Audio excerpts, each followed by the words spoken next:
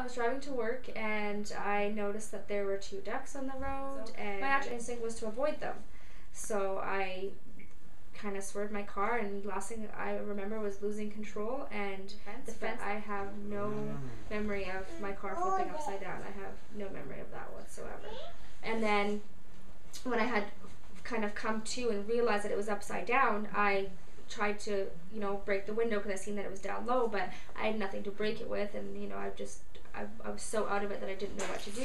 So I was like, I tried to open my door a little bit, and I was able to open it about 1 inch.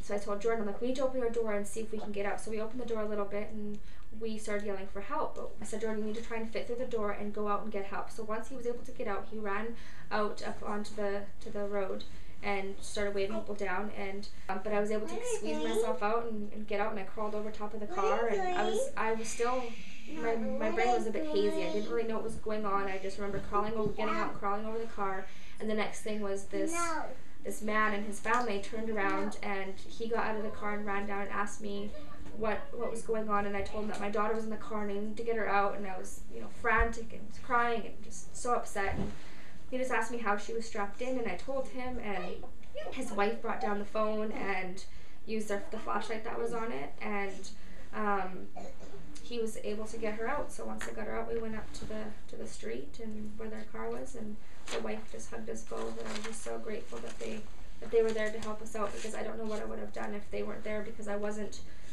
myself. I didn't know how to get her out or anything like that. It was just a blur to me at the time.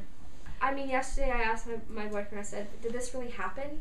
And he just kind of looked at me and shook his head, and I'm like, I just can't believe it. And I mean, I think that he said that once I seen the car, he seen my kind of whole mood just kind of sink, right? I just was kind of really upset after that, and today I just feel kind of, I drove my car into a ditch. I don't know how it happened. I wish I knew every single step that happened, how it flipped, all of that, but I don't.